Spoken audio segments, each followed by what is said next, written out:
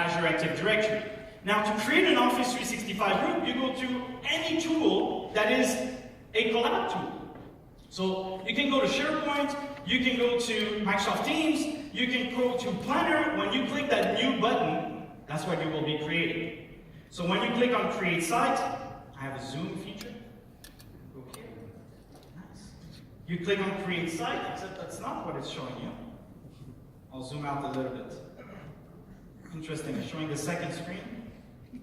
Okay, I'll try to look at it this way. Or I can just say, hey, don't mirror my will not waste time on this. So I'll look through that other screen over here. We have Create Site. And over here you can tell it says, is it going to be a team site connected to an Office 365 group? So if we go here, connected to an Office 365 group. Always. You're either collab, you're working on the car, or you're communicating that you won the race. Internally, this is how I'm set up. We work in a product team. I have about 8 different teams inside of this product team. The user research team, product dev team 1, product dev team 2, 3, 4, 5. Then I have a designer team. And so all of them have an Office 365 group. They have their appointments that they schedule. They have their planner where they plan their tasks. They have their SharePoint where they put their files and they communicate and they share. They use the team news to showcase certain items.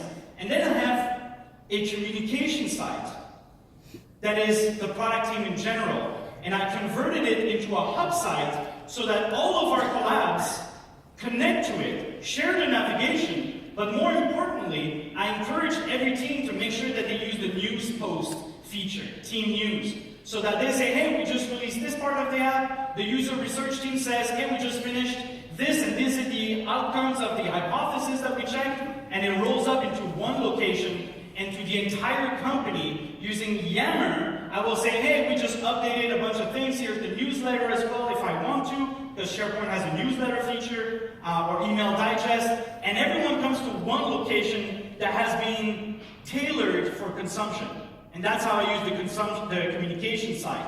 And everyone's got their own collab site. So if I create here my team site, so I'll click here, which will create an Office 365 group. We'll call this demo Copenhagen. I can't see because it's all the way there. What I can do is I can actually just change this displays, because then it will be, I'm reading all the way over there. Somebody will have to help me. Arrangement, mirror displays, I think. We're in business, folks. All right, so I go demo Copenhagen. So much easier for me.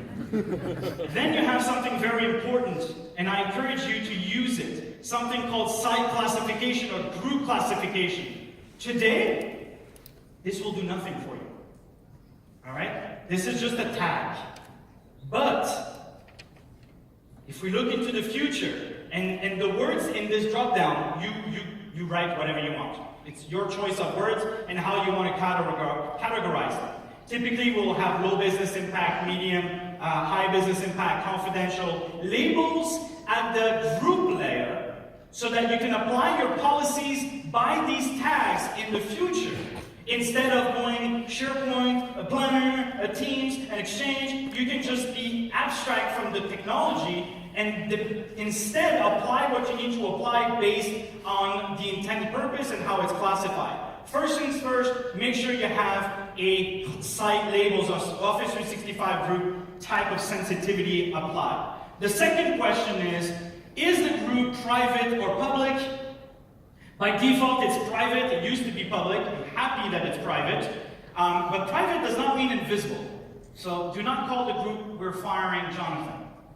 Jonathan will know you're firing him. So very, very important. It does not mean hidden group. It means private, which means we don't know what's going on inside unless we're a member of the group.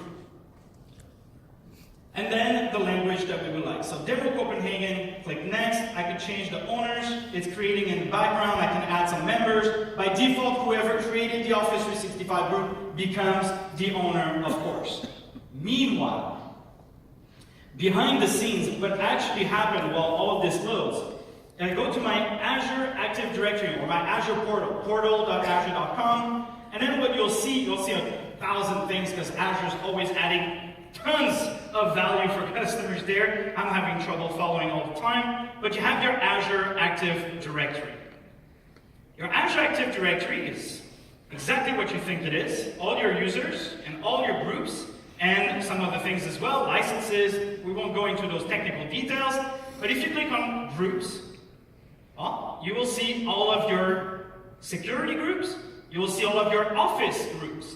Office groups is the Office 365 groups, and as we can see, there's Demo Copenhagen. So the actual group is the actual object where people get added. Whenever you're in Teams or whenever you're in SharePoint and you say add member, add owner, it's actually going into what you're used to working since a long time, which is a security group where you put people inside. So you click on Demo Copenhagen here, and you will see the properties, you'll be able to see the members, you'll be able to see the owners, and there's going to be a ton of other options that I will go through as we go through the session to manage one group or multiple groups in one shot. One of the things that I love, access reviews. But we'll save that for later. Make sure you stay in the session. All right.